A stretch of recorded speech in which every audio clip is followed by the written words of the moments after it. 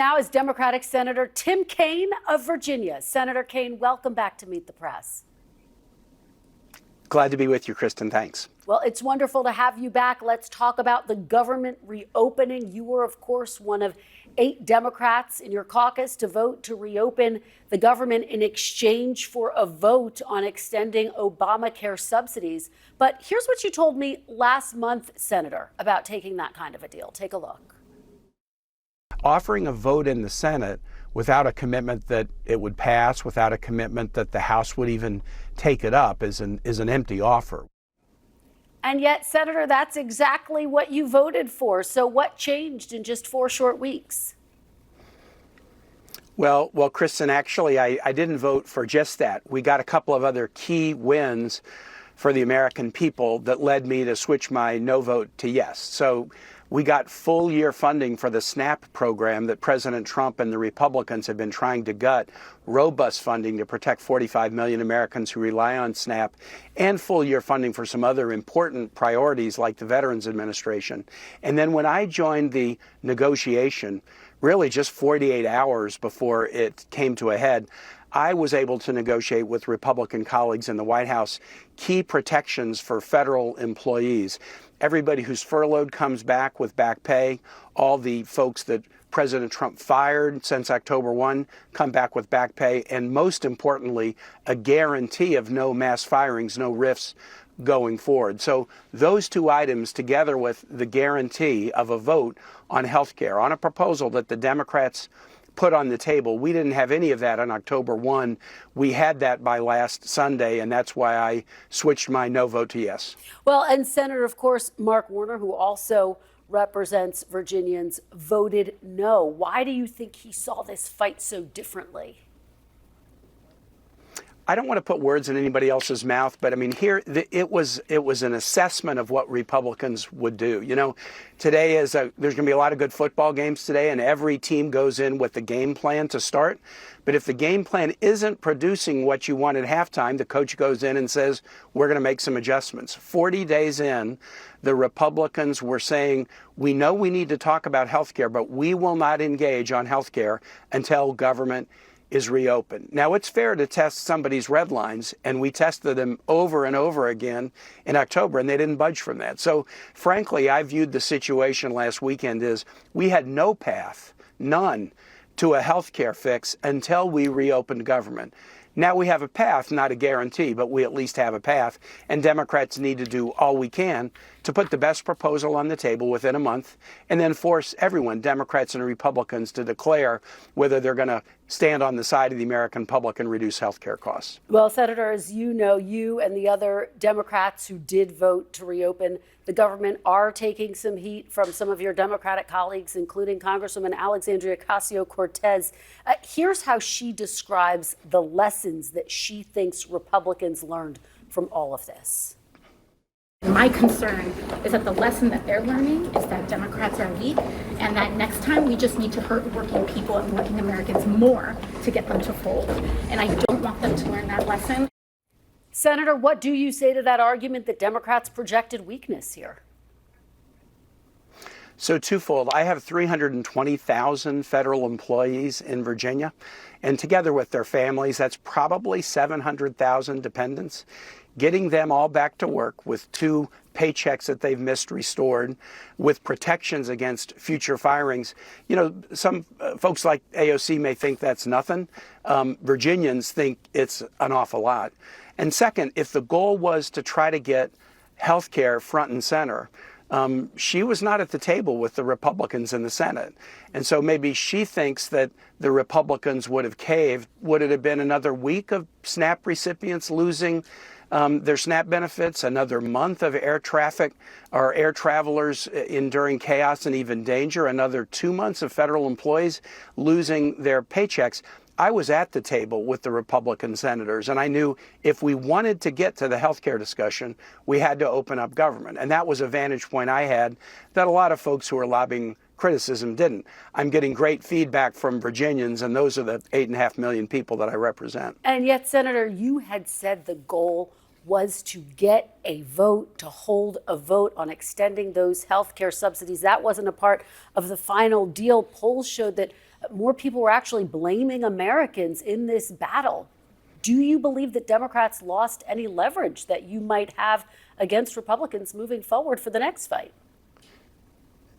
So, Kristen, what I was saying during the whole month of October is, for me, Tim Kaine, I'm not speaking for anybody else, I didn't need all the I's dotted and T's crossed on health care. But what I needed was a moratorium on mischief so that the president couldn't continue to abuse federal employees and congressionally funded programs. So I actually achieved what I had put on the table, really beginning in October 1 with the federal protections that I gained.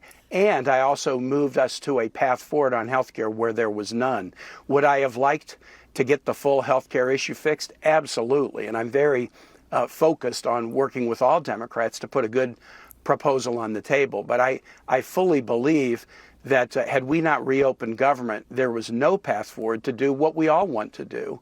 And now there is that path forward, and we have to, do our very, very best to make it mean something. So the Senate is expected to vote on extending health care subsidies, and yet House Speaker Mike Johnson has not committed to putting a bill on the floor. What, if any, assurances do you have from House Republicans that they will hold a vote on extending these Obamacare subsidies? Kristen, so here's my experience based on 13 years in the Senate. If we do something in the Senate that gains bipartisan support, and that's what we need to do, it can't just be a Democratic messaging document. Many Republicans in the House and Senate have said, we know we need to fix this. The reconciliation bill is responsible for jacking up people's health care costs. And if we don't fix it, we're going to face an angry electorate next November. So if we come up with a good bipartisan proposal that is able to pass the House, you're right, the Speaker's given no guarantees, but with a number of Republican House members who've said, including from my own state, who've said, we've got to fix this, it would be political malpractice of the highest order for the House to not take up a bipartisan bill coming out of the Senate. And if they don't take it up, I'll give you a prediction. The November 2026 elections are going to look a whole lot worse for Republicans than the November 2025 elections did, when we just swept Virginia in a historic way and won big races in New York, New Jersey, Pennsylvania, Georgia, California, all over the country. Americans will see who's standing with them and who's standing against them on affordability of health care. That will be clarifying. And I think the fact of that is the window that we have of being able to find a solution. Well, Senator, looking to the future, if Democrats cannot get an agreement on Obamacare subsidies, do you rule out shutting down the government again in January? Don't ask me to assume failure on the effort that we're undertaking. I think we can. We ought to plan for success and then adjust if we don't get it. As you point out, the continuing resolution goes to January 31. We're guaranteed a health care vote in December. So we'll have a chance to put our best foot forward, let the American public see. And Kristen, the public will see this debate on health care without it being drowned out by air traffic delays, SNAP recipients losing benefits, federal employees losing their paychecks for the third or fourth time. It would have been hard to grab everybody's attention on the health care issue if all of the other consequences of shutdown were drowning it out. Now the government is open, and now the American public will watch this health care debate and we'll see which side are you on. Okay, I don't hear you ruling it out, Senator, just for the record. I do want to move on, though, because we're almost out of time. I want to take a big picture look at the Democratic Party. More than a dozen House members are calling for Senate Democratic leader Chuck Schumer to step down, including my next guest, Congressman Ro Khanna. Senator, given that so many Democrats are calling for Leader Schumer to step aside, can he be an effective leader?